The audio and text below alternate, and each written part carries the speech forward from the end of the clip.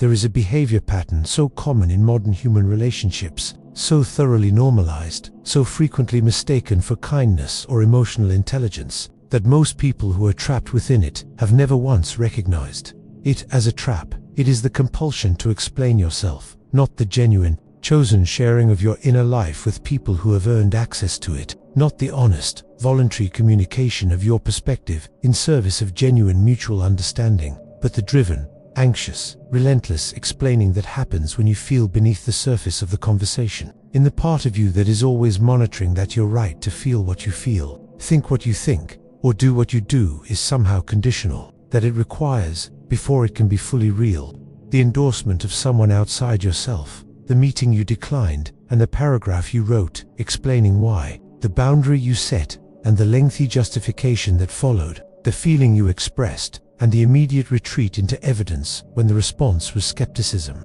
the decision you made, and the exhausting effort to build a case sufficient to earn the verdict. Acceptable. Carl Jung identified this pattern, the compulsion to convince others of who you are, what you feel, and why you behave as you do, as one of the clearest indicators of what he called a disconnection from the core self. Not a trivial habit, not a social nicety taken slightly too far, but a genuine symptom of a specific form of psychological injury, the injury of a self that has learned, somewhere along the way, that its existence requires external permission to be valid.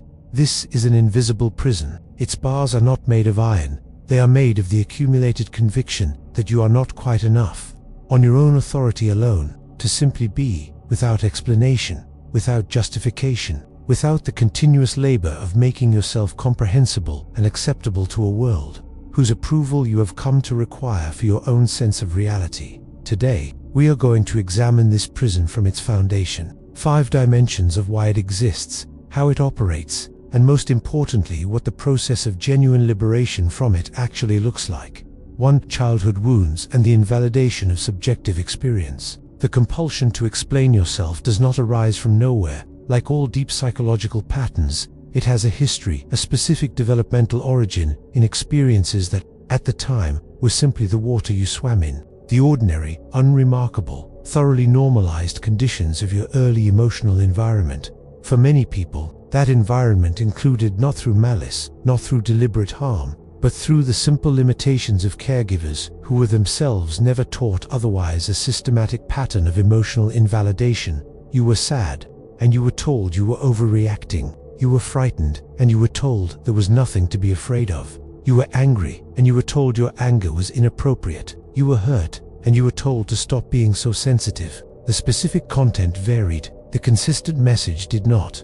What you were actually experiencing was not the correct thing to be experiencing. Your inner life, as it actually was, did not quite match the version that the adults around you found manageable, and the gap between what you felt and what was acceptable to feel needed, somehow, to be closed. Children are exquisitely sensitive to this kind of feedback, not because they are fragile. Children are remarkably resilient in many ways, but because the question of whether their inner experience is real and valid is, developmentally, among the most important questions they are trying to answer. And when the consistent answer from the environment is not quite when the feedback is that your actual feelings are too much, too sensitive, too dramatic, not valid on their own terms, the child draws the only conclusion available to them. My inner experience cannot be trusted. I need external confirmation to know what is real. This conclusion, drawn in childhood as an entirely reasonable adaptation to an invalidating environment, does not simply dissolve when childhood ends. It persists woven into the fabric of how the now adult processes their own inner life. The adult who grew up having their feelings routinely questioned does not suddenly, at 18 or 25 or 40, find themselves confident in their own emotional authority. They carry, often without awareness, the deep-seated conviction that their feelings, perceptions, and decisions are legitimate only when someone else confirms that they are. And this conviction is what produces, in adult relationships and adult life, the specific exhaustion of the person who always explains. The explanations are not really about the other person understanding. They are about the self gaining, through the other person's understanding, the confirmation that what it is experiencing is real, that it has the right to exist, that it is, in the most fundamental sense, valid. This is not weakness. It is the entirely logical continuation of a pattern that was, in its origin, a form of survival. Understanding its origin is not an excuse for its continuation, it is the beginning of the compassionate, honest engagement with its roots that genuine change requires. 2. The silent betrayal, surrendering the self for approval. Jung's framework offers a precise and unsparing description of what happens at the level of the psyche when the compulsion to explain becomes the governing principle of your self-expression. Every forced explanation is, he would suggest, a sophisticated form of submission, not the obvious, visible submission of someone who says, "You're right,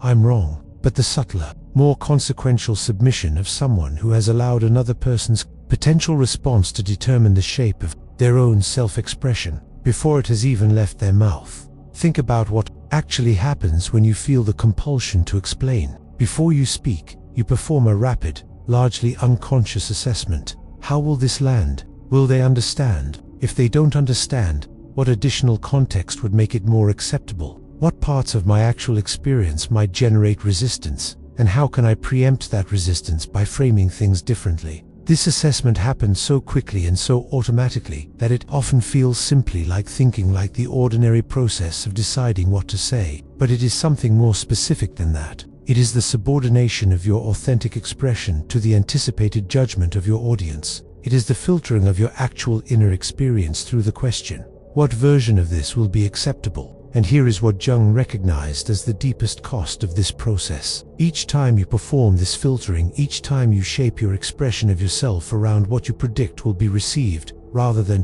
what is actually true, you practice a specific kind of self-abandonment. You learn, with each repetition, to locate the authority over your own experience, not in yourself, but in the response of whoever is listening. You strengthen, with each performance of the explanation, the conviction that your unedited self is insufficient, that what you actually are, without the careful framing and the preemptive justification, is not quite enough to be met with acceptance.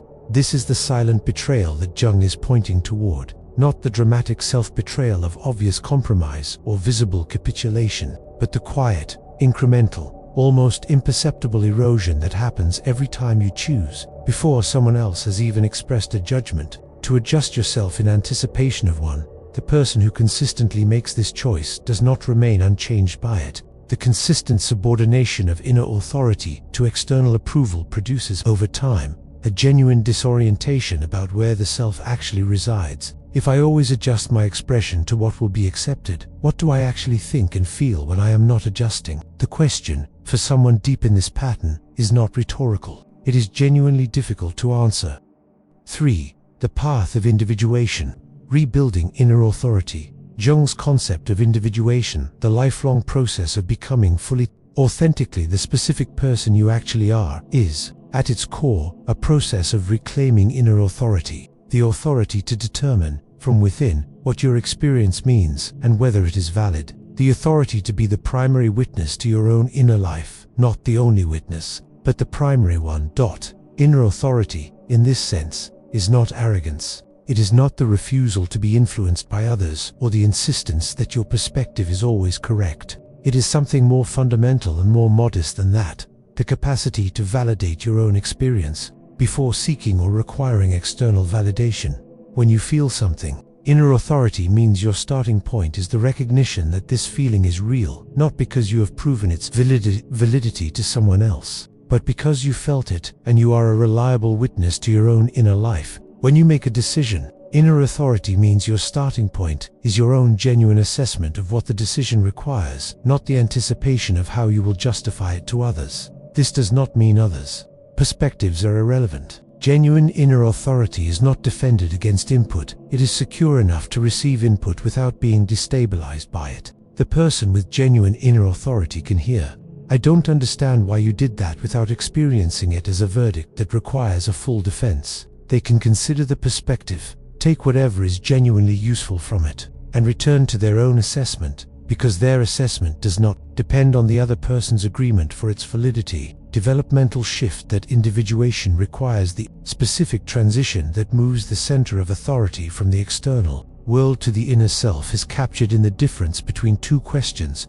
The first question is, will they understand? This question locates the validity of your experience in others' comprehension of it. If they understand, you are valid. If they don't, you are in doubt. The second question is whether they understand or not. Is this real for me? This question locates the validity of your experience in your own honest self-assessment. Others' understanding becomes genuinely welcome information. Perspective, the enrichment of genuine encounter rather than a prerequisite. For your own sense of reality, the movement from the first question to the second is the movement that individuation describes. It is not instantaneous. It is not achieved through insight alone. It is built through repeated practice. In the small moments when you choose against the pull of the old pattern to stand in your own experience without immediately reaching for external confirmation, each of these small choices is a vote, cast quietly and without fanfare, for the authority of your own inner life. And over time, the votes accumulate into something that was not previously available: the genuine, settled, undefended confidence of someone who knows who they are and does not require anyone else's agreement to continue knowing it. 4. The revolutionary power of silence and the relationship filter. There is a specific social consequence of the decision to stop explaining yourself that most people do not anticipate, and that turns out to be one of the most clarifying experiences available in adult life. When you stop explaining yourself, genuinely stop, not as a performance of independence, but as the actual practiced expression of growing inner authority, something happens to your relationships, not all at once, not dramatically, but with a quiet inevitability that becomes more visible over time. Some people in your life will barely notice. The relationships that were genuine, that were built on actual mutual recognition rather than on your continuous performance of justification, will simply continue, perhaps with greater ease and greater honesty than before. These people did not need your explanations to accept you. They accepted you, and the explanations were always somewhat beside the point. But other relationships will reveal something that was always present, but previously concealed by the explanations. Because your explanations, whatever their psychological cost to you, were providing something that some of the people around you depended on. They were providing the leverage, the specific vulnerability of someone who needs to be understood and approved of, through which a certain kind of relational dynamic operated. Manipulation, in its most common forms, does not work through force. It works through the exploitation of specific psychological needs: the need to be liked, the need to be understood, the need to be seen as a good, reasonable, acceptable person. These needs, when they are acute enough, can be used often without conscious intent to shape another person's behavior, to produce compliance, accommodation, the ongoing adjustment of the self toward whatever the manipulative relationship requires. When you stop explaining yourself, you remove the lever, not through aggression, not through confrontation, but through the simple withdrawal of the vulnerability that the lever depended on. And when the lever is gone, the dynamic that depended on it cannot continue in its previous form. Some people will adjust. They will encounter the new version of you, the version that does not reach for justification, that does not perform the labor of making itself acceptable, and they will find, to their own surprise perhaps, that they are able to relate to this version too. That genuine connection was always possible and does not require your compliance to be maintained. Others will not adjust. They will experience your silence, your refusal to provide the expected explanation, as an affront, a coldness, a withdrawal of something they were accustomed to receiving. They will push, in various ways, for the restoration of the previous dynamic, and when the pushing does not produce the expected result, they will move away. This movement is clarifying. It is, genuinely, a filter one that sorts, with remarkable efficiency, the relationships that were built on genuine mutual recognition from those that were built, at least in part, on your compliance. The pain of the sorting is real, but what remains after it is worth considerably more than what was lost. 5. Psychological wholeness, not proving, simply being. We arrive at the dimension that is both the destination and the ongoing practice. The quality of inner life that all of the previous work is moving toward. Jung called it integration, the state, not a final arrival but a direction of travel in which the various parts of the self are in genuine relationship with each other, in which the persona does not require constant maintenance to conceal the shadow, in which the inner authority does not need continuous external confirmation to remain confident of its own reality. The integrated person does not need to prove their existence. They simply exist. This sounds simple. In a culture organized around performance and justification and the continuous management of others' impressions, it is genuinely radical. What does it look like? concretely, to inhabit this orientation, not as an achieved state. Few people arrive there permanently, but as a practiced direction. It looks like making a decision and communicating it without the accompanying justification. Not, I'm not coming tonight because I've been working very hard this week and I really need some quiet time and I hope you understand, but I'm not coming tonight. Not cold, not unkind, simply clear that it looks like expressing a feeling without immediately building a case for it. Not I feel hurt, and I know that might seem unreasonable, but the reason I feel hurt is, but I feel hurt. Not demanding that the other person fix it or validate it, simply stating the reality of your inner experience with the quiet confidence of someone who does not require agreement, that it is real. It looks like holding a position that someone disagrees with without experiencing their disagreement as an emergency that must be resolved. Hearing I don't see it that way and responding from genuine curiosity or genuine disagreement rather than from the anxious need to close the gap between your view and theirs. This quality of psychological presence, the presence of someone who knows who they are and does not require constant confirmation of that knowledge, is something the world responds to in ways that are difficult to engineer through any other means, because it is not performing confidence. It is not managing an impression. It is the actual lived expression of a self that has genuinely moved its center of gravity from the outside to the inside, and other people, even without being able to articulate what they are encountering, respond to this quality differently than they respond to its absence. They do not lean into it looking for the leverage of the explanation that never comes. They encounter it as what it is, a presence that is genuinely, solidly there, a self that does not require their cooperation to continue being itself. The message you were sending, in all those explanations, was, please understand me, please accept me, please confirm that I am valid. It is a human message. It deserves compassion. But the message you send when you stop explaining is different in kind. It is, I know who I am. I do not require your agreement to continue knowing it. That message does not beg. It does not justify. It does not reach. It simply stands. And in the standing quietly, without drama, without the performance of confidence it does not need, it communicates something that no explanation, however thorough and however skillfully constructed, was ever actually able to convey. We have traveled today through 5 dimensions of one of the most quietly consequential patterns available in human psychological life, from the childhood origins of emotional invalidation that first taught you to reach for external confirmation of your own inner reality, through the silent betrayal of the self that occurs each time genuine expression is filtered through the anticipated judgment of an audience, through the individuation process that moves the center of authority from outside to inside, from will they understand to whether they understand or not, this is real for me, through the clarifying, filtering effect that the decision to stop explaining has on the relationships in your life, and finally, into the quality of psychological presence integrated, settled, simply being rather than continuously proving that all of this work is moving toward. None of this transformation is achieved through willpower alone. The pattern was built over years through repeated experience, and it is rebuilt slowly, honestly, through repeated practice, through the accumulated experience of a different choice. The choice, made again and again in the ordinary moments of ordinary life, to stand in your own experience without reaching for the external confirmation that used to feel essential. That choice is available to you in the next conversation, in the next moment when the familiar pull toward explanation arises and you pause long enough to ask, is this genuinely chosen sharing, or is this the old reaching?